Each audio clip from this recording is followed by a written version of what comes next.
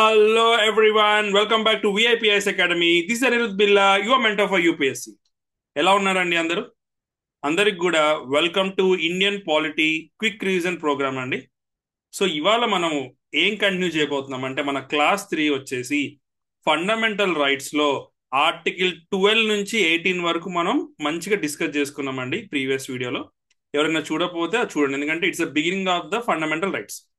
ఇవాళ ఈ సెషన్ లో మనం ఏం నేర్చుకోబోతున్నాం అంటే ఆర్టికల్ 19 నుంచి 32 వరకు అండి, ఫుల్ ఫ్యాక్ట్స్ తోటి ఎడిషనల్ ఫ్యాక్ట్స్ అండి. అంటే లైక్ మన లక్ష్మీకాంత్ టెక్స్ట్ బుక్ లో కానీ జనరల్ గా ఏదో ఇండియన్ పాలిటీ టెక్స్ట్ బుక్ లో ఉన్న కంటెంట్ కంటే ఎడిషనల్ కంటెంట్ అనేది ఇక్కడ యాడ్ చేసాము ఈ వీడియోలో. ఎందుకంటే దీనికి అంత స్కోప్ ఉందన్నమాట. అంటే ఇక్కడ ఆర్టికల్స్ వచ్చేసి ఆర్టికల్ 19 కానీ, ఫర్ ఎగ్జాంపుల్ ఆర్టికల్ 21 కనుక మీరు చూసేదైతే దానికి ఇంటర్ప్రిటేషన్ ఎక్కువ ఉంటుంది అనమాట. అంటే వేరియస్ సుప్రీం కోర్ట్ జడ్జిమెంట్స్ లో దే హావ్ ఇంటర్ప్రిటెడ్ అనమాట. This is part of article 19 అని చెప్పేసి, ఇది పార్ట్ ఆఫ్ ఆర్టికల్ 21 అని చెప్పి. సో వీడియో కంప్లీట్ గా చూడండి.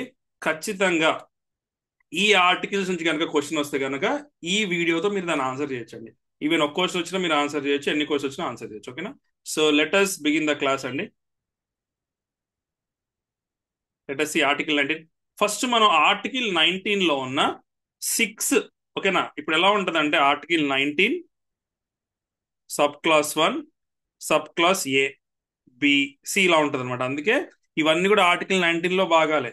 సో ఏముంటుంది దీనిలో అంటే ఫస్ట్ చూస్తే కనుక right to freedom of speech and expression, right to assemble peacefully without arms, right to form associations or unions or cooperative societies, right to move freely throughout the territory of the India, right to reside and settle any part of the territory of the India. ఇది అంటే basic గా ఇక్కడ ఇంకొకటి ఉంటది అనమాట. అదేంటి అంటే right to acquire property అని చెప్పేసి దాన్ని డిలీట్ చేశారనమాట. ఓకేనా? ఇక్కడ చూడండి, right to acquire hold and dispose property, ఇది దీన్ని 44th అమెండ్మెంట్ తో డిలీట్ చేశాం. బట్ అది ఇక్కడ ఇచ్చారనమాట, విచ్ ఈస్ నాట్ అప్రోప్రియేట్. ఇది ఓకేనా? బట్ ఈ right to practice any profession or to carry any of the occupation trade business మాత్రం కష్టంగా ఉంటుంది. మీరు దిస్ క్విక్ రివిజన్ ప్రోగ్రామ్ అండి. Don't expect complete in depth analysis. In depth analysis అనేది మన మెయిన్స్ క్లాసెస్ లో మనం డీటెయిల్ గా మనం చెప్పుకున్నాం. బట్ ఇక్కడ ఏంటి అంటే మీకు ఒకసారి గుర్తు చేయడం కోసం చెప్తున్నాం. But where ever possible I try to explain.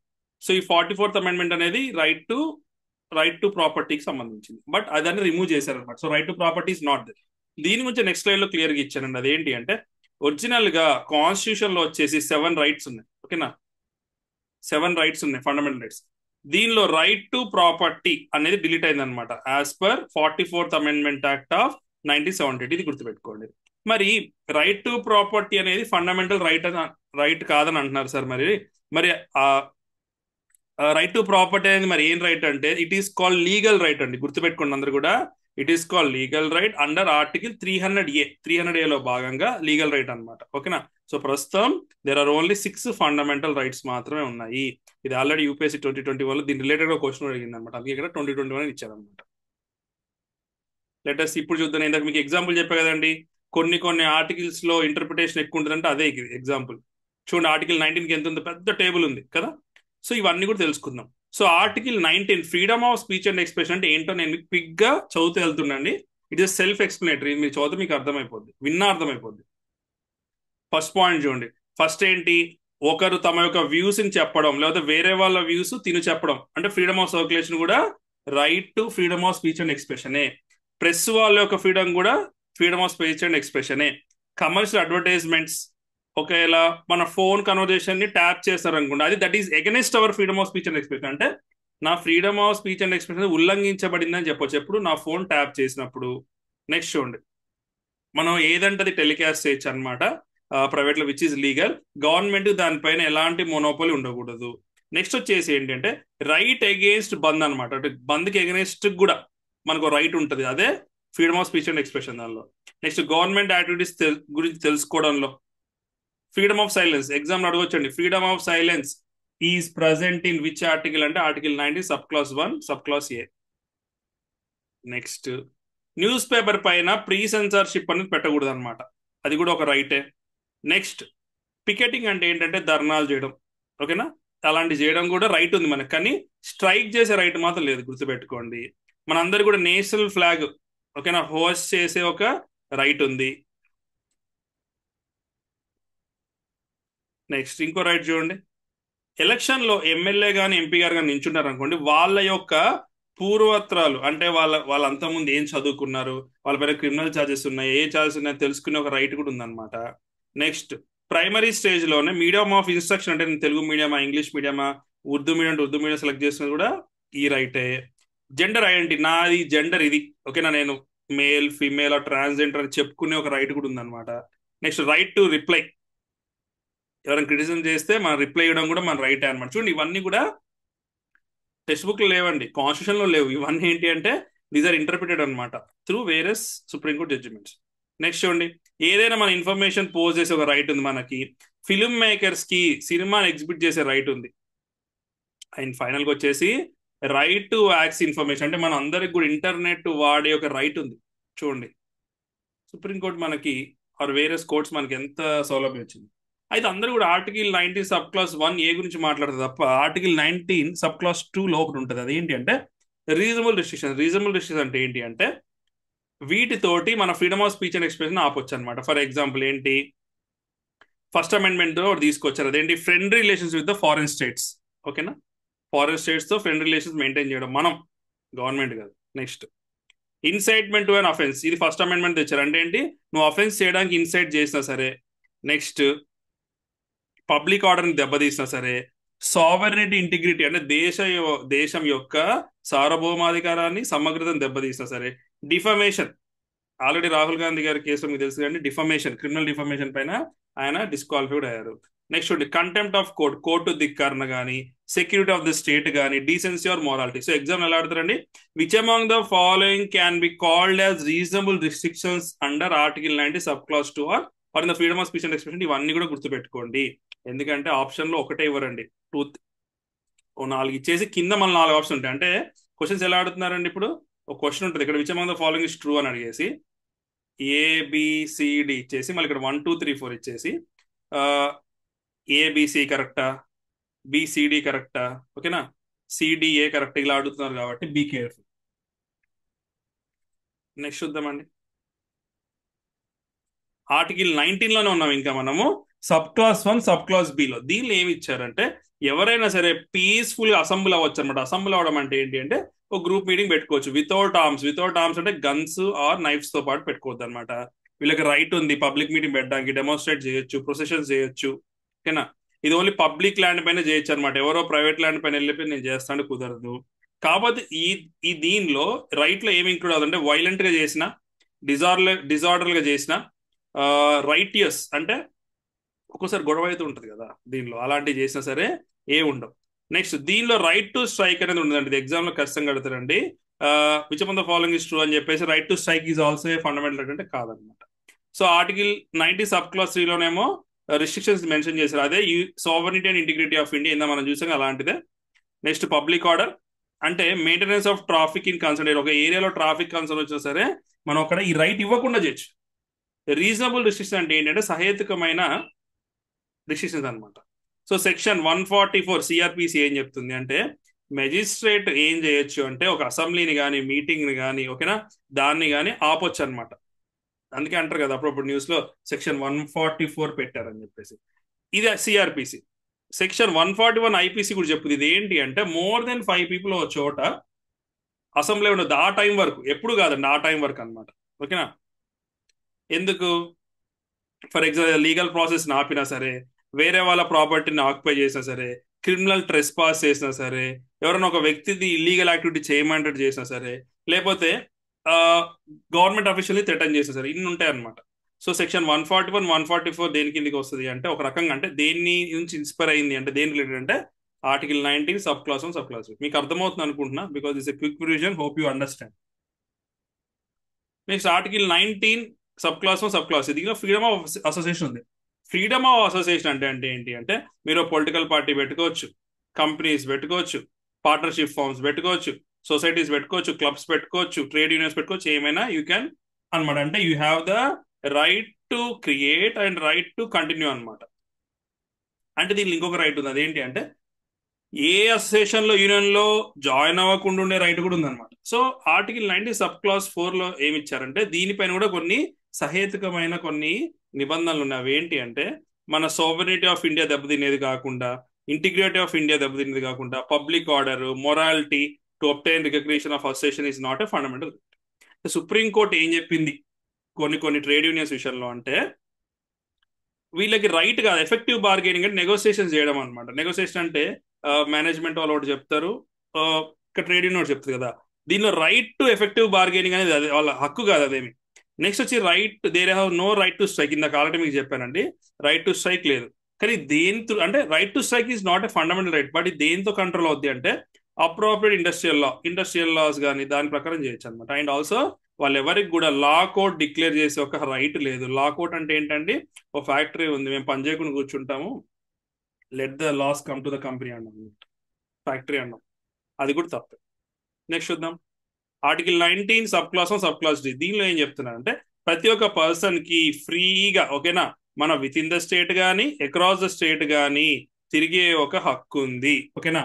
దీనివల్ల ఏమవుద్ది, ఇండియా ఒక యూనిటీ ఆఫ్ ఇండియా ప్రమోట్ అవుతుంది, అండ్ నేషనల్ ఫీలింగ్ ప్రమోట్ అవుద్ది, అండ్ ఆల్సో పెరోక్యలిజం అంటే మనమే, మన స్టేటే, మన ఫీల్, మన ఇది ఉండదు అనమాట. ఆ పెరోక్యలిజం అనేది పోద్ది అనమాట.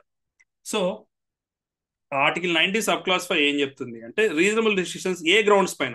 ఇక్కడ గ్రౌండ్స్ మారిపోతాయి. ఇప్పటివరకు ఏంటి, sovereignty of unity of India, public order ఇది వచ్చింది, ఇక్కడ మారిపోతుంది. ఇక్కడ ఏమంటారంటే, జనరల్ పబ్లిక్ కి ఎఫెక్ట్ కాకుండా ఉండాలి. అంటే ఫర్ ఎగ్జాంపుల్, ఒక ఏరియాలో డెకాయిట్స్ ఉన్నారండి, వచ్చి ఒక చోట సెటిల్ అవుతా అంటే సిటీలో కానీ ఒక ప్లేస్ లో, వాళ్ళు ఒప్పుకోవచ్చు, ఆ జనరల్ పబ్లిక్ ఎఫెక్ట్ అవుతుంది. నెక్స్ట్, ఎవరన్నా షెడ్యూల్ ట్రైబ్స్ ఉన్నా వాళ్ళకి ఎఫెక్ట్ అయినా సరే వాళ్ళు చేయలేరు అనమాట. అయితే సుప్రీంకోర్టు ఒకనొక టైంలో ఒక అప్పుడు బాగా హెచ్ఐవి ఎయిడ్స్ బాగా స్ప్రెడ్ లో ఉన్న టైంలో ఏం చెప్పిందంటే, movement of the prostitutes can be restricted on the grounds of public health and morals. అంటే పబ్లిక్ హెల్త్ పైన, మోరల్ గ్రౌండ్స్ పైన ఏం చేశారు అంటే, వీళ్ళ యొక్క మూవ్మెంట్ అనేది ఆపారు అనమాట. ఆర్టికల్ 19 ఏం చెప్తుందంటే, with in the country move అయితే ఆర్టికల్ 19 అనమాట. ఆర్టికల్ 21 లో ఏమవుతుందంటే, ఎక్స్టర్నల్ మూవ్మెంట్ అంటే అవుట్ ఆఫ్ ద కంట్రీ. ఇదేంటి సార్ సడన్ గా ఆర్టికల్ 21 వచ్చిందంటే, మీకు ఆర్టికల్ 21 లో సపోర్ట్ చెప్తా. అదేంటి అంటే, with in the country movement అంటే ఇంటర్నల్ మూవ్మెంట్ వచ్చి ఆర్టికల్ 19 కవర్ అవుతుంది. 21 ఏంటి, అవుట్ ఆఫ్ ద కంట్రీ అంటే, ఇది మెనకా గాంధీ కేసులో, ఓకేనా, మేనకా గాంధీ కేసు అంటారు, దానిలో చెప్పింది అనమాట supreme court. I tell about that also, don't worry. ఇది article 19 sub class 1 sub class D. ఇప్పుడు చూద్దాం, article 19 sub class 1 sub class C. దీనిలో ఏం చెప్తా అంటే, ప్రతి ఒక్క పర్సన్ కి ఎలాగైతే కంట్రీలో ఎక్కడికైనా తిరిగే రైట్ ఉందో, ఎక్కడైనా సరే రిసైడ్ అయ్యే రైట్ ఉంది, సెటిల్ అయ్యే రైట్ ఉంది. గుర్తుపెట్టుకోండి. ఎందుకు ఇది పెట్టారంటే, మనందరిలో కూడా నేషనలిజాన్ని పెంచడం కోసం, ఓకేనా. మనంతా కంట్రీ అంతా ఒకటే అన్న ఫీలింగ్ రావాలంటే, మనం ఏ స్టేట్ కైనా ఎక్కడ సెటిల్ అవ్వచ్చు కదా. ఇప్పుడు మనం చాలా మంది స్టూడెంట్స్ మన దగ్గర ఢిల్లీకి పోయి చదువుకోవడానికి అక్కడే ఉంటారు, లేదా జాబ్ వచ్చి అక్కడే ఉంటారు. They have right to settle there కదా, టెంపరీ అయినా పర్మనెంట్ అయినా. ఆర్టికల్ 19 సబ్ క్లాస్ 5 లో ఏం చెప్పారంటే, రీజనబుల్ రిస్ట్రిక్షన్ అనేది పెట్టారు. ఏం రీజనబుల్ రిస్ట్రిక్షన్ అంటే, జనరల్ పబ్లిక్ కానీ సేమ్ ఇందాకట్లానే protection of interest of the any ST కూడా దీనిలో ఇంక్లూడ్ అయింది. In many parts of the country, tribals కి ఏమి ఇచ్చారంటే, వాళ్ళ ప్రాపర్టీ యొక్క రైట్స్ వాళ్ళకి రెగ్యులేట్ చేసేది ఇచ్చారనమాట, according to their customary rules and laws. Supreme court ఏం చేసిందంటే, మళ్ళీ ఇదే ఇదే పాయింట్, లైక్ ప్రాస్టిట్యూట్స్ కానీ హ్యాబిచువల్ అఫెండర్స్ అంటే ఫ్రీక్వెంట్ గా వాళ్ళు ఎన్నిసార్లు జైలు వేసి ఎన్నిసార్లు శిక్ష పడ్డా ఫ్రీక్వెంట్ గా అఫెండ్ చేస్తూ ఉంటారు, వాళ్ళని కొన్ని ఏరియాస్ లో బ్యాన్ చేసింది. And also right to residence and right to movement are complementary ఇచ్చేది. అంతే కదండి. ఇప్పుడు ఇందాక article 19 sub class 1 sub class D అంటే ఏంటి, right to movement.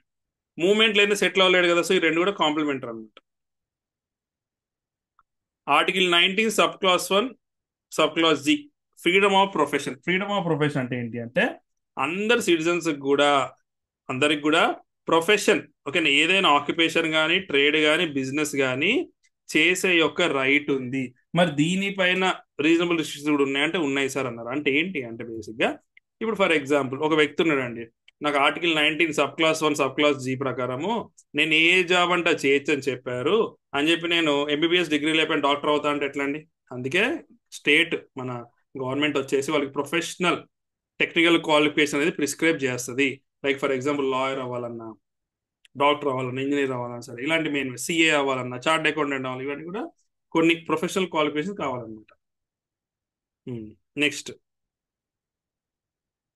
And state is not required to justify monopoly. For example state కనుక ఏదైనా monopoly చేసింది అనుకో కొన్ని కొన్ని వాటిలలో, అంటే ఒకప్పుడు చూడండి రైల్వేస్ చూడండి, ఓన్లీ ఓన్లీ ఎలా ఉండేదండి, ఓన్లీ గవర్నమెంటే రన్ చేసింది. ఇప్పుడు ప్రైవేట్ కూడా వచ్చింది కదా, అవునా కదా కొన్ని చోట్ల. సో అట్లాంటి మోనోపోలీ కూడా చేయొచ్చు. అంటే దీనిలో ఏమేమి ఇంక్లూడ్ కాదంటే, right to carry on a profession or business or trade or occupation that is immoral, సొసైటీకి మోరల్ గా ఉంది, డేంజరస్ అన్నమాట. అంటే ఫర్ ఎగ్జాంపుల్ డ్రగ్స్ కానీ, ఆర్మ్స్ కానీ, అమ్యునేషన్స్ కానీ ఇలాంటి చేయదు కదండి, ఇవన్నీ కూడా ప్రొహిబిటెడ్ అనమాట. ఇప్పుడు నెక్స్ట్ చూద్దాం. Article 20 protection in the respect of conviction for the offences. ఓకేనా, ఇది చాలా డిఫరెంట్ టర్న్ తీసుకుంటుంది. ఇప్పటివరకు ఏంటంటే ఆర్టికల్ 19 మనం చూసాం, అంటే freedom of speech and expression లో ఇంకా వేరే చూసాం అవునా కదా, ఏబిసిడి. ఈ ఆర్టికల్ 20 ఏంటి అంటే, ఒక వ్యక్తి కనుక కన్విక్ట్ అయ్యాడు అనుకోండి, ఓకేనా, అంటే ఒక శిక్ష పడదు అనుకోండి, అతనికి ఎలాంటి ప్రొటెక్షన్ ఉండదో చెప్తారనమాట. సో చాలా ఇంట్రెస్టింగ్ ఉంటుంది, వినండి. ఇక్కడ సింపుల్ కాన్సెప్ట్ ఉంటుంది అంటే, 3 కాన్సెప్ట్ ఉంటాయి. ఒకటి వచ్చేసి ఏంటంటే నో ఎక్స్పోజ్ ఫ్యాక్టోలా, అంటే ఏంటి, పెనాల్టీస్ ఎప్పటియో, అంటే ఫర్ ఎగ్జాంపుల్ ఒక్కోసారి ఏంటంటే సివిల్ కేసెస్లో కానీ అట్లా ట్యాక్స్ కేసెస్లో ఏంటి అంటే పాత 10 years బ్యాక్ నుంచి కట్టని వాళ్ళకు కూడా వర్తిస్తుంది అని చెప్పి రెట్రోస్పెక్టివ్, అంటే పాత డేట్ ప్రకారం కూడా చేయొచ్చు. ఇప్పుడు కొంతమంది శాలరీ ఎరియర్స్ వస్తాయి, అంటే రెట్రోస్పెక్టివ్లీ అంటే వాళ్ళకి అంత ముందు ఒక 5-6 ఏళ్ళ నుంచి రాని కూడా ఒకేసారి రావచ్చు, డిఏనో టీఏనో అలాంటివి. బట్ ఇక్కడ నో ఎక్స్పోజ్ ఫ్యాక్టర్ లా అంటే ఏంటంటే చట్టం, ప్రస్తుతం చట్టంలో ఏది ఉందో అదే శిక్ష పడుతుంది. అంటే ఫర్ ఎగ్జాంపుల్ ఒక వ్యక్తి బైక్ తేలి ఇంకొకరిని గుద్దారు అనుకోండి, ఇంటెన్షనల్ గుద్దాడు, తనకి ఫర్ ఎగ్జాంపుల్ 12 ఏళ్ళు శిక్ష పడుతుంది అనుకోండి, 12 ఏళ్ళు శిక్ష పడుతుంది. అదే తప్ప ఒకప్పుడు దానికి ఉరిశిక్ష ఉంది కాబట్టి ఇప్పుడు ఉరిశిక్ష చేయదన్నమాట. దాని మీనింగ్ ఇది. అంటే నో ఎక్స్పోజ్ ఫ్యాక్టర్ అంటే which among the following is true regarding article 20, అంటే ఫస్ట్ వచ్చేది నో ఎక్స్పోజ్ ఫ్యాక్టర్. సెకండ్ వచ్చి నో డబుల్ జపార్డీ. నో డబుల్ జపార్డీ అంటే ఒక వ్యక్తితో పనిష్మెంట్ చేసాడండి, సేమ్ ఇందా కేసు, ఒక వ్యక్తి బైక్ తో గుద్దాడు, ఓకేనా, పోలీస్ స్టేషన్ తీసుకెళ్లారు, ఎఫ్ఐఆర్ రాశారు, కోర్టు తీసుకెళ్లారు, రిమాండ్ పంపించారు, ఓకేనా, ట్రయల్ అయిపోయింది, శిక్ష కూడా పడింది, ఎన్నో కొన్ని ఏళ్ళు పడింది. తర్వాత బయటకు వచ్చాక మళ్ళీ తీసుకెళ్లి అదే కేసు పైన, అంటే అప్పుడు గుద్దావు కదా నువ్వు అని చెప్పి మళ్ళీ కేసు పెట్టడం లేదు. దీన్ని డబుల్ జపార్డీ, డబుల్ పనిష్మెంట్ ఉండదు, ఇది ఉండదు అనమాట. ఇది ఓన్లీ మన లాలోనే పనిచేస్తుంది తప్ప అడ్మినిస్ట్రేటివ్ డిపార్ట్మెంట్స్ రాదు. అడ్మినిస్ట్రేటివ్ అండ్ ఈ డిపార్ట్మెంట్స్ అంటే ఏంటి అంటే బేసిక్ గా ఒక వ్యక్తి గవర్నమెంట్ జాబ్ చేస్తుందండి, తను ఒక మిస్టేక్ చేయడం వల్ల తను సస్పెండ్ చేయొచ్చు, లేదా ట్రాన్స్ఫర్ చేయొచ్చు, అవసరమైతే తను డిమోట్ చేయొచ్చు. సో డిపార్ట్మెంటల్ ఎంక్వైరీస్ లో చూడండి, enquiries by the department or administrative authorities or exception గుర్తుపెట్టుకోండి. This is applicable only before court of law. Next మూడోది చూడండి, no self incrimination.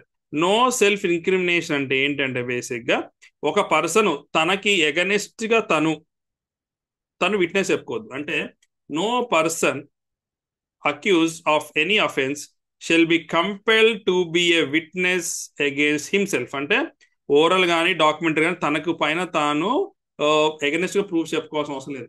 It only extends the criminal proceedings and not civil proceedings. ఓకేనా, సివిల్లో చెప్పొచ్చు, civil cases లో నేను ఇలా చేసి అలా చేసి అని చెప్పొచ్చు తప్ప క్రిమినల్ కేసు తనకి ఎగ్రెస్ తనకు చెప్పుకోవడానికి లేదు. ఇది 20 అండి, గుర్తుపెట్టుకోండి. 3 ఉన్నాయి, 1, 2, 3. ఒకవేళ అవసరమైతే ఎగ్జామ్ లో డీటెయిల్ కూడా అడగవచ్చు. తెలియదండి మనకి ఎగ్జామ్ డిఫికల్ట్ లెవెల్ ఎక్కువ ఉండొచ్చు, తక్కువ ఉండొచ్చు, బట్ మనం మాత్రం బేసిక్, మీడియం, అడ్వాన్స్ ఈ 3 ప్రిపేర్ అవ్వాలి. నెక్స్ట్ చూద్దాం article 21, which is the greatest article చెప్పాలంటే. ఎందుకంటే protection of life and personal Liberty కాబట్టి. అది ఎందుకో మీకు ఇప్పుడు తెలుస్తుంది. ఏం చెప్తుంది అసలు, దీని యొక్క మీనింగ్ ఏంటి? అందరూ కూడా రైట్ టు లైఫ్ అంటారు జనరల్ గా, దీనికి ముద్దు పేరు అనమాట ఆర్టికల్ 21 రైట్ టు లైఫ్ అంటారు. బట్ దీని ఒక యాక్చువల్ లైన్ ఏంటంటే no person shall be deprived of his life or personal liberty except according to the procedure establish by law. అంటే మీనింగ్ ఏంటి, ఒక వ్యక్తి యొక్క లైఫ్ కానీ, ప్రాణం కానీ, అతని ఒక లిబర్టీని కానీ తీసేయకూడదంట. ఎలా తీసేయాలి వస్తే చట్ట ప్రకారంగా తీసేయాలి తప్ప ఎలా పడితే తీసేయడం లేదు. ఇది బోత్ సిటిజన్స్ కి నాన్ సిటిజన్స్ కి ఇద్దరు కూడా అప్లికేబుల్ అనమాట. అయితే ప్రొసీజర్ ఎస్టాబ్లిష్ బై లా అనేది ఎక్కడ నుంచి తీసుకున్నాం అంటే ఇంకో క్వశ్చన్, అంటే ఈ పాయింట్స్ అన్ని ఏంటంటే టేబుల్ ఫార్మాట్ లో ఉన్నాయి, ఎగ్జామ్ లో అడిగే పాసిబుల్ క్వశ్చన్స్ అనమాట. ఓకేనా, జపనీస్ కాన్స్టిట్యూషన్ తీసుకున్నాం, ఓకేనా. డ్యూ ప్రాసెస్ ఆఫ్ లా అంటే ఏంటి, అమెరికన్ కాన్స్టిట్యూషన్ తీసుకున్నాం. అమెరికన్ కాన్స్టిట్యూషన్ యూపీఎస్సీ 2023లో అడిగారు, బేసిక్గా దీని రిలేటెడ్ అడిగారు. అంటే ensure that the law is made fair and justice. First ఏంటి అంటే ప్రొసీజర్ ఎస్టాబ్లిష్ బై లాలో ఎలా ఉంటుందంటే చట్టంలో రాశారు అయితే చేసుకుని వెళ్ళిపోవడం. డ్యూ ప్రాసెస్ ఆఫ్ లా అంటే ఏంటి అంటే అసలు చట్టం చేయడం, ఆ చట్టం కరెక్ట్ అయినా లేదని చెక్ చేయడం డ్యూ ప్రాసెస్ ఆఫ్ లా. ఇప్పుడు చూద్దాం. Now let us see the various judgments which can be asked in the exam. గుర్తుపెట్టుకోండి, అందుకే నేను జడ్జిమెంట్స్ యాడ్ చేశాను. బేసిక్గా స్టాటిక్ లో జడ్జిమెంట్స్ యాడ్ చేయాల్సిన అవసరం లేదు, బట్ వీఆర్ యాడింగ్ అంటే కొత్త జడ్జిమెంట్స్. గోపాలం కేసు ఎప్పటి నుంచో ఉందన్నమాట. గోపాలం కేసులో సుప్రీంకోర్టు ఏం చెప్పుద్ది అంటే ఎగ్జిక్యూటివ్ యాక్షన్, ఆర్బిటరీ ఎగ్జిక్యూటివ్ అంటే ఏంటి అంటే చట్టం కాకుండా గవర్నమెంట్ ఏజెన్సీస్ ఉన్నాయి, లేకపోతే డిపార్ట్మెంట్స్ ఉన్నాయి, మినిస్ట్రీస్ ఉన్నాయి, లేదా పోలీస్ వాళ్ళు ఉన్నారు, వీళ్ళు ఎలా పడితే అలా చేయడానికి లేదు, కానీ లెజిస్లేటివ్ పరంగా చట్ట ప్రకారంగా మాత్రం మనం చెయ్యొచ్చు అని చెప్పారు అనమాట. అంటే దాని యొక్క ఇంటర్ప్రిటేషన్ చాలా తగ్గిపోయింది, నేరో ఇంటర్ప్రిటేషన్ అయిపోయింది. ఇప్పుడు మనేగా గాంధీ కేసు చెప్పే కదా, మనేగా గాంధీ కేసు 1978లో ఏం చెప్పారు, డ్యూ ప్రాసెస్ ఆఫ్ లా అనేది తీసుకొచ్చారు. అంటే ఏంటి, ఒక ఆర్బిటరీగా చేసిన లెజిస్లేటివ్ యాక్షన్ పైన కూడా ఉంది. అంటే ఏంటి, ఫస్ట్ ప్రొసీజర్ ఎస్టాబ్లిష్ లా ఏమో ఇక్కడ చెప్తున్నారు గోపాలం కేసులో, ఇదేంటి డ్యూ ప్రాసెస్ ఆఫ్ లా అంటే అసలు చేసిన చట్టమే కరెక్టా కాదు. అంటే మీకు ఎగ్జాంపుల్ చెప్తా, ఒక వ్యక్తి యాక్సిడెంట్ చేసి, ఇందాక కేసు ఒక వ్యక్తి యాక్సిడెంట్ చేస్తే తెలియక, ఫర్ ఎగ్జాంపుల్ తెలియక యాక్సిడెంట్ చేస్తే అది ఉరిశిక్ష చేశారనుకోండి, కరెక్టా అది? అంతకుముందు కేసు ఏం చెప్పేది, గోపాలం కేసు ప్రకారం అవును చట్టంలో రాసింది ఉరిశిక్ష అంటే ఉరిశిక్ష చేయాల్సిందే అని చెప్పేసి. లేకపోతే జనరల్ గా గవర్నమెంట్ ఇలా లా తెచ్చింది అనుకోండి, నైట్ అందరూ 9 తర్వాత ఎవరు తిరగొద్దన్నారు అనుకోండి, గోపాలం కేసు ప్రకారం ఏంటి అంటే నైట్ ఎవరు కూడా తిరగొద్దు, ఎందుకంటే చట్టంలో అలా రాశారు కాబట్టి అరెస్ట్ చేయాలి, తీసుకెళ్లి వాళ్ళని జైల్లో పెట్టాలి. ఇదే మనేగా గాంధీ కేసు ప్రకారం ఏంటి, ఓకేనా, మనేగా గాంధీ కేసు ప్రకారం ఏంటి, అసలు అలాంటి రూల్ ఎందుకు తెచ్చారు, 9 o'clock వరకు ఎందుకు ఆ లిమిట్ అనేది చెప్పేది ఇదనమాట. అదే ఇక్కడ ఇచ్చాం, ఇదే wider interpretation. You can read this document. Next 2017లో, ఓకేనా, మన టెక్స్ట్ బుక్ లో లేని బట్ కరెంట్ అఫైర్స్ సంబంధించిన కంటెంట్ ఏంటి అంటే KS Puttaswamy case. KS Puttaswamy case ఏం చెప్పారంటే రైట్ టు ప్రైవసీ, ఇది గుర్తుపెట్టుకుని ఇప్పుడు చాలాసార్లు అడిగారు అనమాట యూపీఎస్సీలో, ఓకేనా, రైట్ టు ప్రైవసీ అనేది వ్యక్తి యొక్క హక్కు అని చెప్పంటారు అనమాట.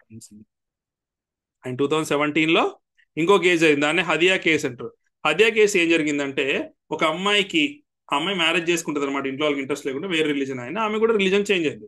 సో వాళ్ళు కేసు వేస్తారు. ఇది 2019లో క్వశ్చన్ అడిగారు, ఏంటి ఇక్కడ, right to marry A person of own choice is also comes under right to life and personal Liberty, which among the following comes under right to life and personal Liberty అని వచ్చి list ఇస్తే right to marry గుర్తుపెట్టుకోండి. Sir మరి ఇలాంటి ఎన్ని ఉన్నాయి sir అంటే I have made a list that is 30 ఉన్నాయి. ఇది ఆల్రెడీ మా టెక్స్ట్ బుక్ లో కూడా ఉంది, బట్ ఐ రిపీట్, ఓకేనా.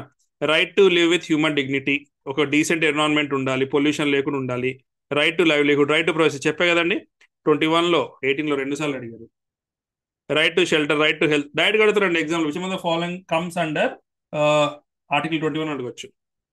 Free education up to 14 years, free legal aid, okay, solitary confinement, speedy trial, handcuffing, inhuman treatment, delayed execution, travel abroad, bonded labour. Just గుర్తుపెట్టుకోండి, ఇవి మీరు చదివినా అర్థమవుద్ది ఈజీగా. కస్టోడియల్ హరాస్మెంట్ ఉండకూడదు, మెడికల్ ఎమర్జెన్సీ మెడికల్ ఎయిడ్ ఉండాలి, అది కూడా రైట్ టు లైఫే. టైమ్లీ మెడికల్ ట్రీట్మెంట్ ఇవ్వాలి, స్టేట్ నుంచి ఒక వ్యక్తిని పంపించలేము, ఒక ఫెయిర్ ట్రయల్ ఉండాలి, ఓకేనా. అండ్ ప్రిజనర్స్ అందరికి కూడా నెసెసిటీస్ ఆఫ్ ద లైఫ్ ఇవ్వాలి. ఉమెన్ ని చూడండి, treat with decency and dignity treat చేయాలి, ఇది కూడా రైట్ టు లైఫే. పబ్లిక్ ప్లేస్ హ్యాంగింగ్ చేయొద్దు, ఓకేనా. హిల్ ఏరియాస్ రోడ్డు ఉండాలి. రైట్ టు ఇన్ఫర్మేషన్ గుర్తుపెట్టుకోండి, right to information comes under which అంటే ఆర్టికల్ 21 గుర్తుపెట్టుకోండి. అంటే కన్ఫ్యూజ్ చేయొచ్చు కదా మనల్ని. రైట్ టు రెప్యుటేషన్, ఓకేనా. అపీల్, ఒక జడ్జిమెంట్ కి కన్వెక్షన్ ఇచ్చారనుకోండి అక్కడ నుంచి అపీల్ చేసుకోవచ్చు. ఫ్యామిలీ పెన్షన్ కూడా రైట్ వాళ్ళది. సోషల్ అండ్ ఎకనామిక్ జస్టిస్ కూడా right, and also right against bar fitters. Bar fitters అంటే మొత్తం ఇట్లా గొలుసులతో చైన్లో ఇలా వేస్తారు కదా, అంటే లెటర్స్ ఎలా అంటే మీరు ఆర్ఆర్ఆర్ మూవీ చూసారా, దానిలో ఎన్టీఆర్ గారికి, జూనియర్ ఎన్టీఆర్ గారికి వేస్తారు కదా మొత్తం బాడీ అంతా వేసి ఫెట్టర్స్, అలాంటివి లేవన్నమాట దానికి. అంటే లేవు, అది ఉండకూడదు, ఉండకుండా ఉండమే రైట్ మంది. సో ఇది గుర్తుపెట్టుకోండి. ఇంకా ఉన్నాయి చూద్దాం, ఇవి రీసెంట్వి. Right to appropriate life insurance policy, right to sleep, right to freedom from noise pollution, right to sustainable development, right to opportunity, right to decent burial ground, right to marry any person. ఇదే Hadiya case. దాని తర్వాత ఇంకోటి వచ్చింది, right to die with dignity. Passive euthanasia, అది ఏంటి అంటే meaning, ఒక వ్యక్తి కోమా స్టేజ్ లో ఉండి దాని డిస్ట్రిక్ట్ డాక్టర్ చాలా మంది అథారిటీస్ అప్రూవ్ చేశాక తనకి medical support, for example ventilator పైన ఒక వ్యక్తి ఉన్నారు అనుకోండి, తను కోమాలో ఉన్నాడు, చాలా సంవత్సరాలు ఉండి అసలు బతికే పాయింట్ లేదు, అది అందరూ అప్రూవ్ చేశాక ఇది చేశాక దే క్యాన్ ఇది చేయొచ్చు అనమాట. అంటే ఏంటంటే ప్యాసివ్ యూథనేసియా ఇవ్వచ్చు, అంటే అతనికి ఇచ్చిన లైఫ్ సపోర్ట్ ఏదో వెంటిలేటర్ కానీ ఆక్సిజన్ కానీ ఏమైనా ఉంటే తీసేయచ్చు అనమాట. దీన్ని ప్యాసివ్ యూథనేసియా అంటే. వేరే కంట్రీస్ లో యాక్టివ్ యూథనేసియా ఉంది. యాక్టివ్ యూథనేసియా అంటే ఆ పర్సన్ కి పాయిజన్ లాంటిది కానీ ఇంకేమైనా ఇండ్యూస్ చేయొచ్చు, అది మన ఇండియాలో లేదు ఎందుకంటే మిస్యూజ్ అవుతుంది కాబట్టి. 21A చూద్దాం. 21A అనేది ఒక అమెండ్మెంట్ అండి. ఇది 86 అమెండ్మెంట్ యాక్ట్ ఆఫ్ 2002తో తీసుకొచ్చారు. ఇది గుర్తుపెట్టుకోండి. ఆర్టికల్ 21A ఎట్లా తీసుకొచ్చారండి, 86 అమెండ్మెంట్ యాక్ట్ ఆఫ్ 2002 తీసుకొచ్చారు. దీనిలో సింపుల్ చెప్పాలంటే ఏంటంటే ఫ్రీ అండ్ కంపల్సరీ ఎడ్యుకేషన్ ఇస్తున్నాము. ఎవరికి? 6 to 14 years స్టూడెంట్స్ కి. సింపుల్ గుర్తుపెట్టుకోండి. అయితే ఈ 86 అమెండ్మెంట్ అయ్యాక జరిగిందే, మన వాళ్ళు ఏం చేశారు, ఒక చట్టం తీసుకొచ్చి, ఇదేమో కాన్స్టిట్యూషన్ అమెండ్మెంట్ కదా, దానికి తగ్గ చట్టం తీసుకెళ్దా. చట్టమే right of children to free and compulsory education act 2009. అందుకే దీనికి సంబంధించి ఇది అసలు ఎట్లా వచ్చింది, 86 అమెండ్మెంట్ ఎట్లా వచ్చిందంటే, ఉన్ని కృష్ణన్ కేసు అని ఒక కేసు ఉంటుందండి, 1993 జరిగింది. దానిలో సుప్రీంకోర్టు ఏం చెప్పిందంటే, రైట్ టు ప్రైమరీ ఎడ్యుకేషన్ అనేది right to life under article 21 కింద ఇదని చెప్పారు. అందుకే 21 పక్కన పెట్టారు, 21A అని. అంటే మరి అదేంటి సార్, ఒకప్పుడు మరి జడ్జిమెంట్ చెప్పే ముందు స్కూల్స్ లేవా అంటే, గవర్నమెంట్ స్కూల్స్ ఉన్నాయి, గవర్నమెంట్ కాలేజెస్ అన్నీ ఉన్నాయి. కాకపోతే కంపల్సరీ ఎడ్యుకేషన్ అంటే ఒక 6 to 14 years ఒక బాబు వెళ్ళి లేదా ఒక పాప వెళ్ళి నేను చదువుకుంటానంటే ఎవరు డినే చేయడానికి లేదనమాట. సో చూడండి, ఇక్కడ మోస్ట్ ఇంపార్టెంట్, ఇది ఎగ్జామ్ కి యూస్ఫుల్ పాయింట్. నేను చెప్తుంటా కదా, మనం టు ద ఎగ్జామ్ చదువుకోవాలి. ఇప్పుడు క్విక్ రివిజన్ లో అదేంటి, 86 అమెండ్మెంట్ తోటి ఏమేమి యాడ్ చేశాము. ఫస్ట్ చూడండి, ఆర్టికల్ 45 యాడ్ చేశారు, అంటే డిపిఎస్పిలో. నెక్స్ట్ మీకు అదే వస్తుంది, నెక్స్ట్ వీడియోలో మీకు అదే వస్తుంది. ఆర్టికల్ 45 యాడ్ చేశారు. ఏం చేశారు ఇక్కడ, ఫ్రీ ఎడ్యుకేషన్ ప్రొవిజన్ అనేది క్రియేట్ చేశారు. ఏది అంతకుముందు ఆర్టికల్ 45లో ప్రొవిజన్ ఫర్ ఫ్రీ ఎడ్యుకేషన్, దీన్ని తీసుకొచ్చి ఆర్టికల్ 21A పెట్టారు. కానీ మరి ఈ 45 ఏదో ఒకటి యాడ్ చేయాలి కదా. మీరు వినండి కేర్ఫుల్, అర్థమైంది. అంతకుముందు ఏమి ఇచ్చారు, ఆర్టికల్ 45 ఎప్పటి నుంచో ఉంది కదా, డిపిఎస్పి కాబట్టి అది ఇంప్లిమెంట్ చేయలేదు. ఫ్రీ ఎడ్యుకేషన్ ఉండాలని చెప్పారు, దాన్ని తీసుకొచ్చి 21A పెట్టారు. కాబట్టి ఈ 45 ఖాళీ అని కాబట్టి ఇక్కడ ఏం పెట్టారంటే, 86 అమెండ్మెంట్ తర్వాత చూడండి, state shall endeavour to provide early childhood care and education to children until they complete 6 years. 6 years complete అయ్యే వరకు ఆ పర్సన్ కి, అంటే 0 to 6 years వరకు ఆ పిల్లలకి ఎర్లీ చైల్డ్హుడ్ కేర్ ఇవ్వాలి. లైక్ అంగన్వాడీస్ లో కానీ, పోషకాలు కానీ, వాళ్ళకి ఫుడ్ కానీ, పాలు కానీ ఇట్లాంటి ఇస్తుంటారు. అందుకే అనమాట. మరి డిపిఎస్పిలో అంటే ఫండమెంటల్ రైట్ ఎఫెక్ట్ అయింది, ఒక 21A అనే కొత్తది వచ్చింది, డిపిఎస్పి ఎఫెక్ట్ అయింది, 45 వచ్చింది. నెక్స్ట్ 51A చూద్దాము. 51A ఏంటి అంటే, ఇది fundamental duties.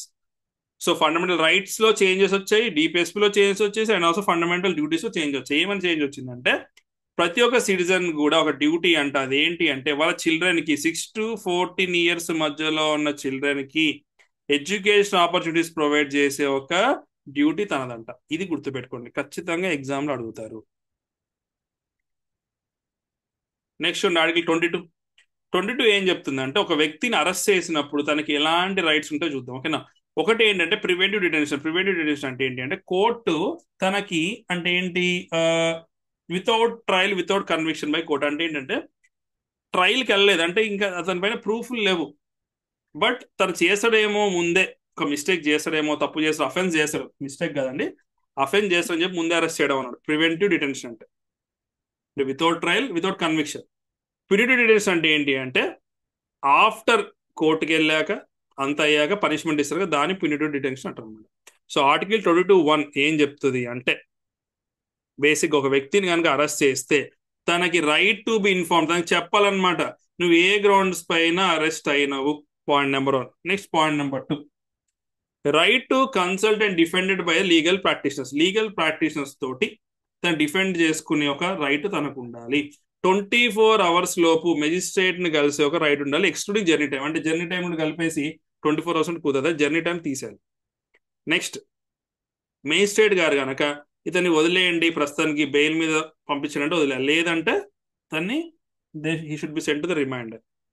Next, these safeguards are not available to enemy alien or person arrested detain or preventive detention. Preventive detention లో చేసిన వాళ్ళకి ఇది ఉండదు అనమాట, ప్యూనిటివ్ డిటెన్షన్ లోనే ఉంది.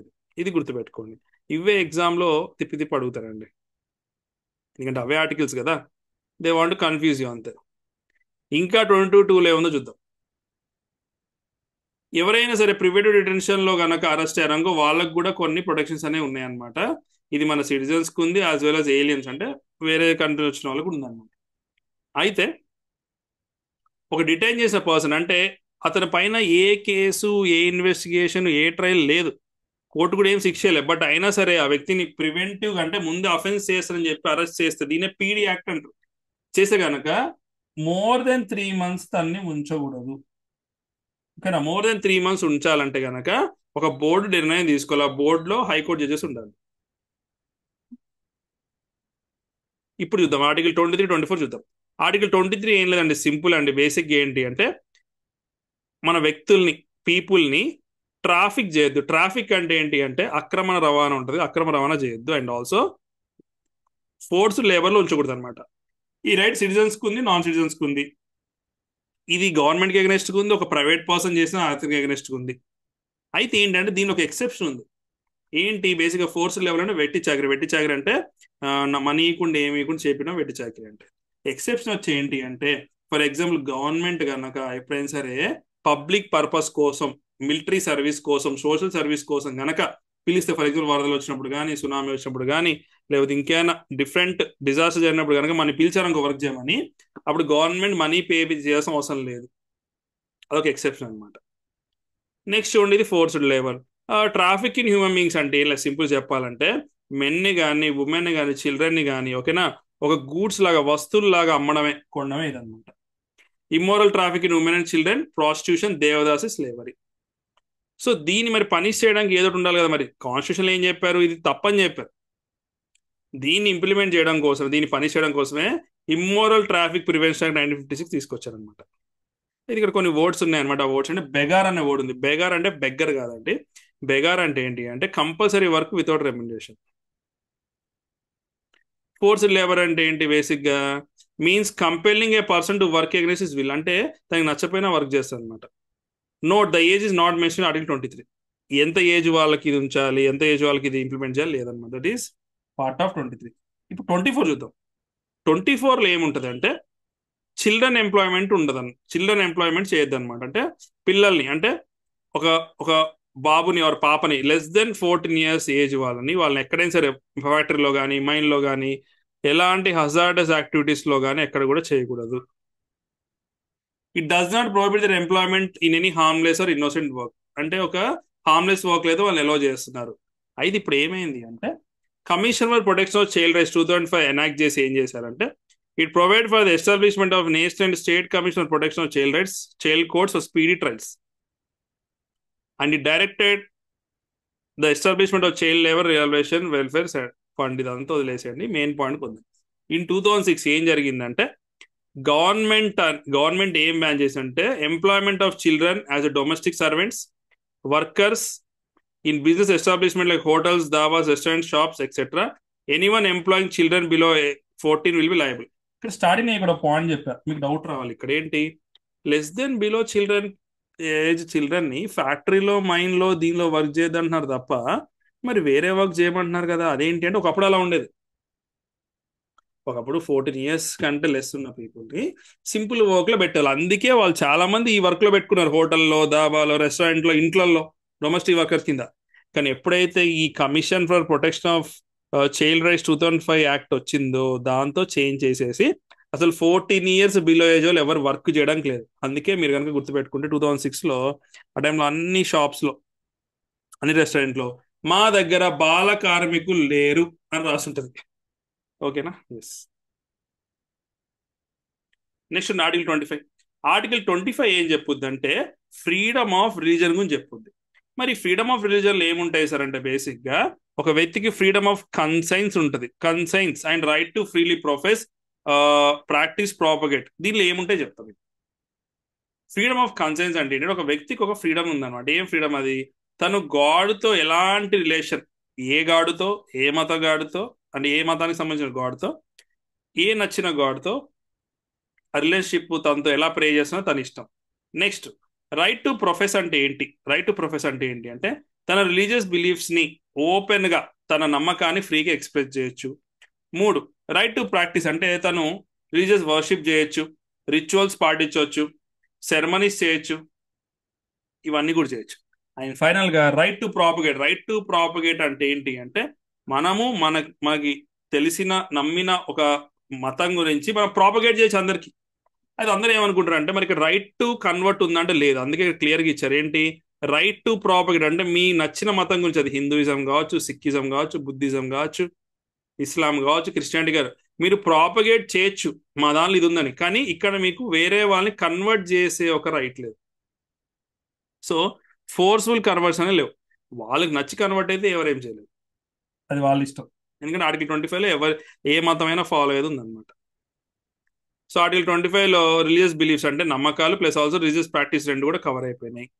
దీనిలో 2 ఎక్సెప్షన్స్ ఉన్నాయన్నమాట. ఏంటి అంటే బేసిక్గా wearing and carrying of kirpans is to include in the profession Sikh religion. Basic ఏంటంటే ఇప్పుడు మనం ఆర్టికల్ 19 చూసామండి. ఓకే, ఆర్టికల్ 19 ఏం చూసాం? ఫ్రీడమ్ ఆఫ్ అసెంబ్లీలో ఏం చూసాం? ఫ్రీడమ్ ఆఫ్ అసెంబ్లీ అంటే ఏంటి? మనము జనం అందరూ కూడా ఒక చోట అసెంబ్లీ అవ్వచ్చు కానీ కానీ ప్రొవైడెడ్ ఏమైతుంది అక్కడ, వాళ్ళ ఎవరి దగ్గర కత్తులు కానీ గనులు కానీ ఉండదు. కానీ ఇక్కడ సిక్ రిలీజన్లో ఏంటి అంటే వీళ్ళు కిర్ప్ అంటే ఒక చిన్న కత్తి లాంటిది ఉంటుంది.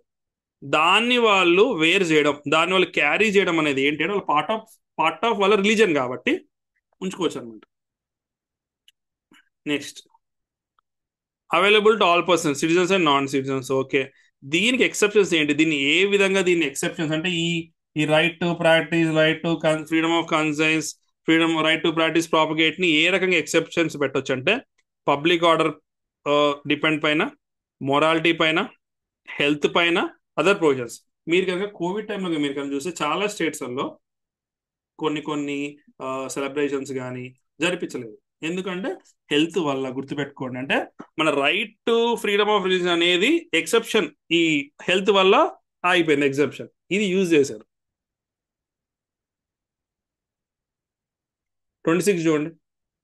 25లో ఏమో ఇండివిజువల్ ఫ్రీడమ్ గురించి మాట్లాడితే ఈ 26లో ఏం మాట్లాడతారంటే freedom to manage religious affairs అంటే ఒక మత సంస్థని ఎట్లా మేనేజ్ చేయాలని. సో దీనిలో ఏమేమి రైట్స్ ఇచ్చారు? ఎస్టాబ్లిష్ చేయొచ్చు, మెయింటైన్ చేయొచ్చు, వాళ్ళ ఓన్ అఫైర్స్ వాళ్ళు మేనేజ్ చేయొచ్చు, వాళ్ళ ఓన్ చేసుకోవచ్చు, అక్వైర్ మూవబుల్ ఇమ్మూవబుల్ ప్రాపర్టీ చేయొచ్చు, అడ్మినిస్టర్ కూడా చేయొచ్చు. సో 25 ఏంటంటే అది ఇండివిజువల్ ఫ్రీడమ్ అయితే 26 వచ్చేసి కలెక్టివ్ ఫ్రీడమ్ అనమాట. ఓకేనా? దీనిపైన రిస్ట్రిక్షన్స్ ఏంటి మనం కనుక చూసినట్టయితే రిస్ట్రిక్షన్స్ ఏంటి అంటే మళ్ళీ పబ్లిక్ ఆర్డర్, మొరాలిటీ, హెల్త్.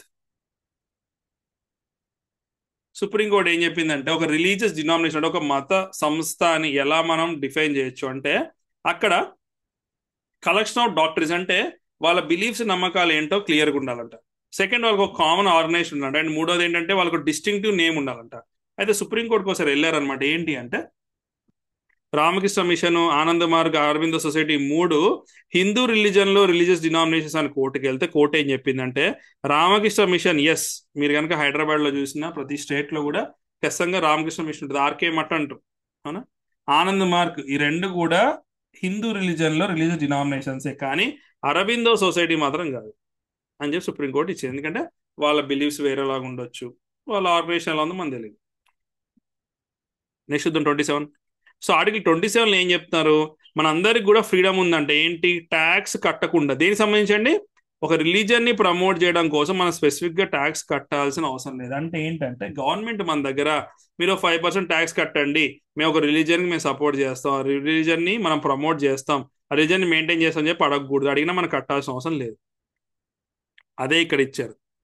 కానీ ట్యాక్స్లు నార్మల్ గా తీసుకున్న ట్యాక్స్ అంటే రిలీజన్ కోసం కాకుండా జనరల్ తీసుకున్న ట్యాక్స్ మాత్రం అన్ని రిలీజియన్స్ మెయింటెనెన్స్ ప్రమోషన్ కి వాడొచ్చు తప్ప స్పెసిఫిక్ గా హిందూ ట్యాక్స్, స్పెసిఫిక్ గా క్రిస్టియన్ ట్యాక్స్, స్పెసిఫిక్ గా బుద్ధిస్ట్ ట్యాక్స్, స్పెసిఫిక్ గా ఇస్లామిక్ ట్యాక్స్ అని వేయకూడదు అనమాట.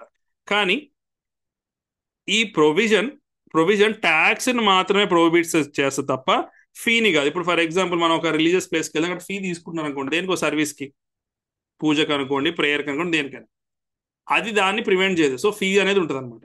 Fee can be levied on religious endowments for meeting A regular expenditure. వాళ్ళ యొక్క రెగ్యులేషన్ ఎక్స్పెండిచర్ ఖర్చు కోసం ఫీ అనేది తీసుకోవచ్చు అనమాట. ఈవెన్ కొన్ని యాత్రలకు వెళ్ళేటప్పుడు వాళ్ళు అక్కడ తీసుకోవచ్చు, దే కెన్ లెవీ ఫీ కదా, ట్యాక్స్ మాత్రం వేయరు. 28 చూద్దాం.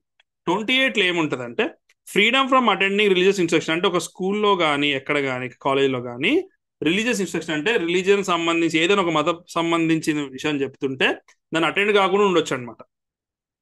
అంటే ఇక్కడ కొన్ని కండిషన్స్ ఉన్నాయి. కండిషన్స్ ఏంటి? కంప్లీట్ గా స్టేట్ గవర్నమెంట్ ఫండ్స్ నుంచి వర్క్ అయ్యే దానిలో అసలు రిలీజియస్ ఇన్స్ట్రక్షన్ అనేది ఇవ్వకూడదు. అయితే ఇక్కడ చూద్దాం, ఇక్కడ 4 టైప్ ఆఫ్ ఎడ్యుకేషన్ ఇష్యూస్ ఉన్నాయంట. ఐఎమ్ సారీ అండి, religious instruction in education institutions ఏంటి? ఒకటి, కంప్లీట్ గవర్నమెంట్ కనుక మెయింటైన్ చేస్తుంది అనుకోండి, అక్కడ ప్రొహిబిటెడ్. అంటే అక్కడ రిలీజియస్ సంబంధించి ఏం చెప్పకూడదు. ఏ మతం సంబంధించిన దానికి సంబంధించి చెప్పకూడదు.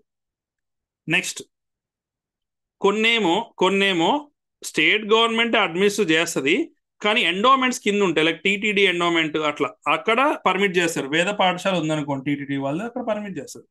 ఇంకో మూడో టైప్, కొన్ని స్టేట్ గవర్నమెంట్ రికగ్నైజ్ చేసిన స్కూల్స్ ఉన్నాయి అనుకోండి, అక్కడ ఆన్ వాలంటరీ బేసిస్, అంటే మనం అటెండ్ అవ్వచ్చు, అటెండ్ కాకపోవచ్చు. నెక్స్ట్, కొన్ని ఇన్స్టిట్యూషన్స్ ఉంటాయి, అది స్టేట్ గవర్నమెంట్ నుంచి ఫండ్ వస్తుంది, అక్కడ పర్మిటెడ్ ఆన్ వాలంటరీ బేస్ అనమాట. ఫస్ట్ దానిలో కంప్లీట్లీ ప్రొహిబిటెడ్, కంప్లీట్ గా స్టేట్ గవర్నమెంట్ స్టేట్ మెయింటైన్ చేస్తారు. సెకండ్ దానిలో పర్మిటెడ్, రెండు 50-50 అనమాట, అటెండ్ అవ్వచ్చు, అటెండ్ కావచ్చు.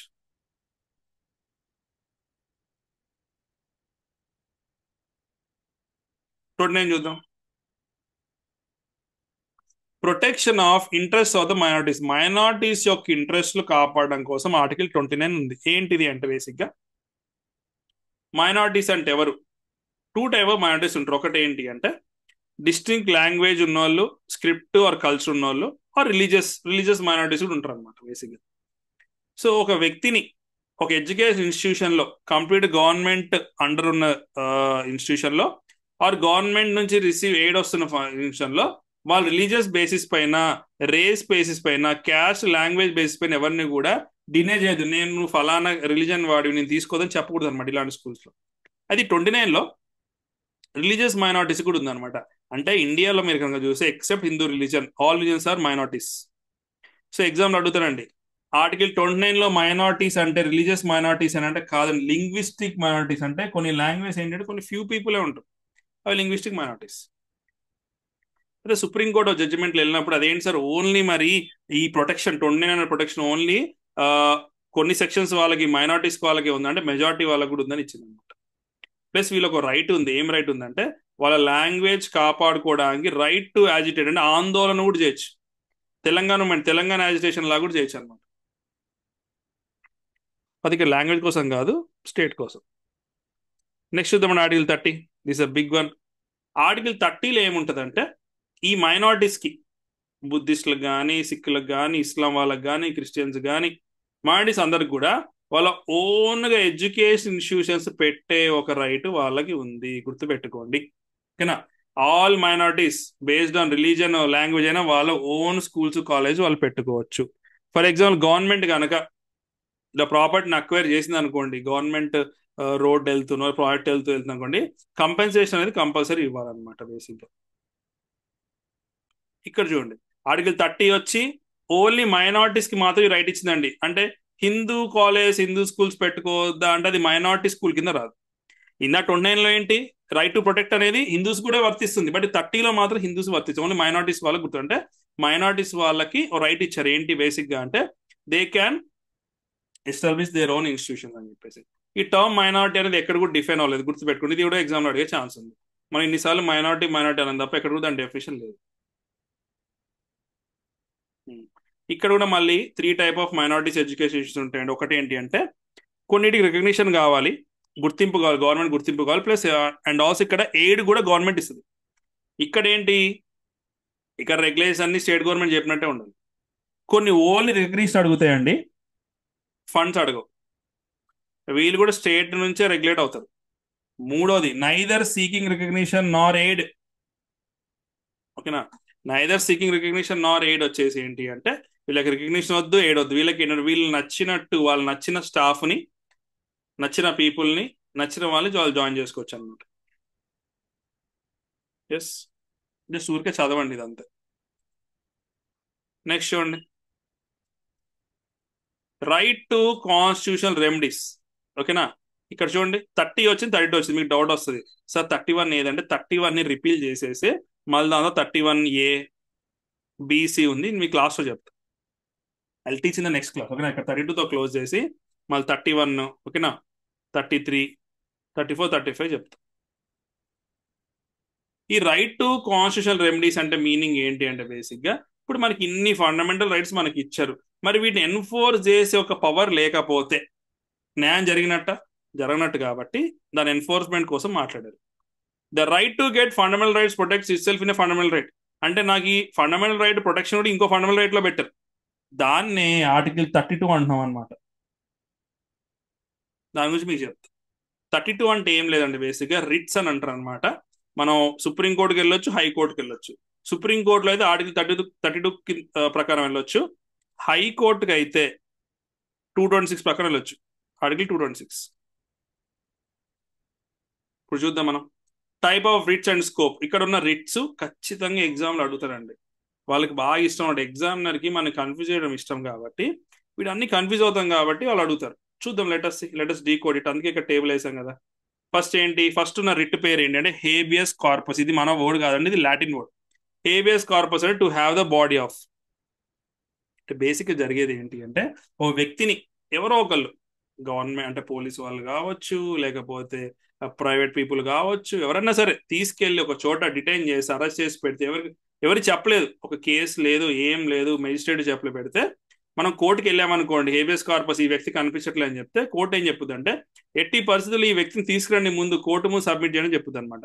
దీనివల్ల ఏమైందంటే మన ఇండివిజువల్ లిబర్టీకి ఇది ఒక మంచి గోడలాగా తయారైంది.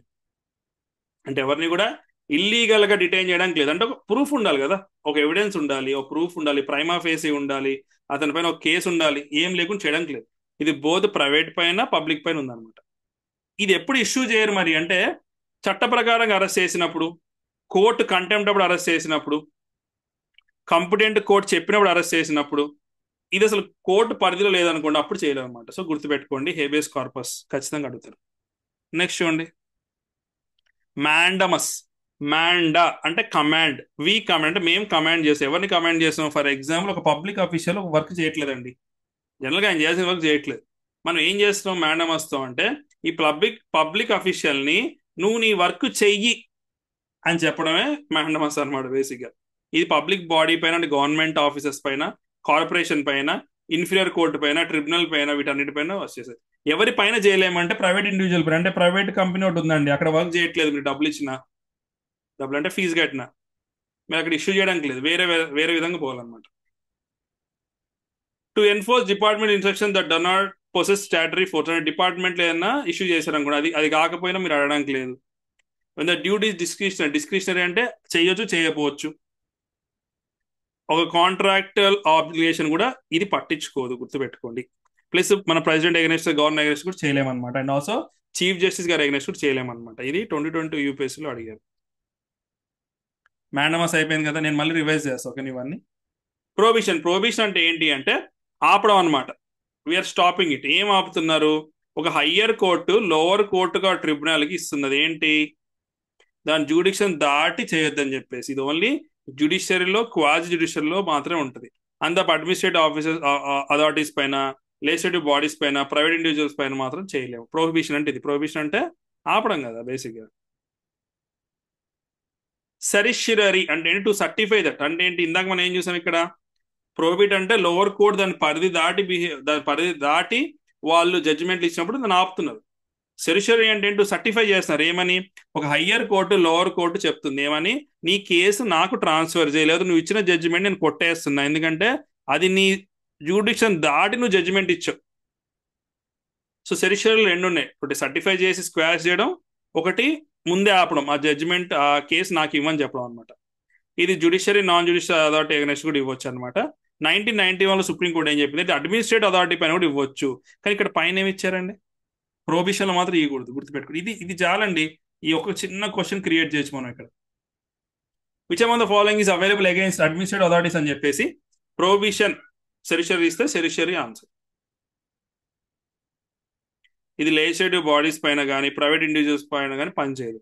అండ్ లాస్ట్ వన్ వచ్చేసి కోవారెంటో. కోవారెంటో అంటే ఏంటి? బై వాట్ అథారిటీ అంటే ఏంటి అంటే, ఒక వ్యక్తి ఒక పబ్లిక్ ఆఫీస్లో ఉండండి, అంటే ఒక గవర్నమెంట్ జాబ్ చేస్తుండు, ఓకేనా, అసలు నువ్వు ఏ అథారిటీతో అక్కడ ఉన్నావు అంటే, ఫర్ ఎగ్జాంపుల్ తనకి ప్రమోషన్ రాకపోయినా, లేదా అతని సీనియర్స్ అందరినీ సర్పాస్ చేసి తను ఆ పొజిషన్లో కూర్చుని, అంటే లెటర్స్ ఎగ్జాంపుల్ చెప్పండి, ఒక Group 4 జాబ్ అయినా Group 1 జాబ్లో కూర్చుని అనుకోండి, ఎవరో ఒకరు అలా చేస్తే మనం ఎంక్వైరీ చేస్తాం లీగాలిటీ ఆఫ్ క్లెయిమ్, అంటే నువ్వు దేనితోటి ఈ సిట్టింగ్ ఇన్ దట్ పోస్ట్ అని చెప్పేసి, ఓకేనా.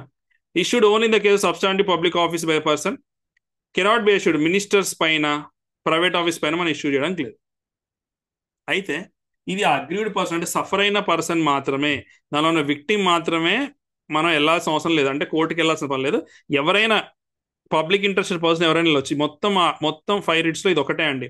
అగ్రీడ్ పర్సనే కాకుండా, సఫర్ అయిన పర్సన్ కాకుండా ఏ పర్సన్ వెళ్ళొచ్చు. ఇది 2022 అడిగింది. ఇప్పుడు అండర్స్టాండింగ్. ఇప్పుడు రివైజ్ చేస్తే, కోవాలంట్ అంటే నువ్వు ఏ అథారిటీతో ఆ పబ్లిక్ ఆఫీస్ లో నువ్వు ఉన్నావు. సెరిషియరీలో అంటే హైకోర్టు, లోవర్ కోర్టుకి ఇస్తుంది. ఏమని చెప్పంటే, నీ దగ్గర నీ పరిధి దాటి నువ్వు జడ్జిమెంట్ ఇచ్చడం వల్ల నేను ఇది స్క్వాష్ చేసిన, ప్లస్ నీ కేసు నాకు ట్రాన్స్ఫర్ చేయమని. ప్రోబిషన్ అంటే ఆపడం జడ్జిమెంట్ ని, ఆర్ వల్ల ఎక్సీడింగ్ ద జ్యూడిక్షన్ అంతే. మ్యాండమస్ అంటే ఏంటి? కమాండ్ చేయడం. ఒక వర్క్ చేయని గవర్నమెంట్ ఆఫీసర్ని వర్క్ చేయమని చెప్పడం. Habeas corpus to have the body of. Now let us see.